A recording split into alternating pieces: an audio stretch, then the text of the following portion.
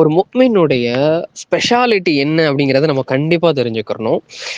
ஒரு முஃமின் வந்துட்டு அவனுடைய கலர் என்ன அப்படிங்கிறத வச்சு எடை போடப்பட மாட்டாது.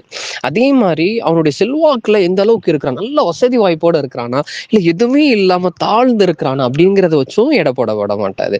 அதே மாதிரி அவனுடைய ஸ்டேட்டஸ் நல்ல ஒரு பெரிய பதவியில இருக்கிறான், இல்ல எதுவுமே இல்லாம இருக்கிறான் அப்படிங்கிறத வச்சு என்ன பண்ணப்பட மாட்டாது, எடப்பட மாட்டாது. அல்லாஹ் ரபில் ஆலமீன் மாறா குர்ஆன்ல சொல்லி காட்டுறான், இன்ன அக்ரமக்கும் இன்தல்லாஹி அத்காக்கும்.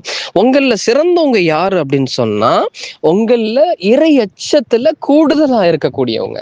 அப்ப உங்களுக்கும் எனக்கும் மத்தியில் உள்ள ஒரு போட்டி என்ன, உங்களுக்கும் உங்களுடைய முஸ்லிம் சகோதரருக்கு இருக்கக்கூடிய போட்டி என்னன்னு சொன்னா, இறை அச்சத்துல அல்லாஹுக்கு பயந்து நடக்கக்கூடிய விஷயத்துல அவன் என்னோட முன்னாடி இருக்கானா.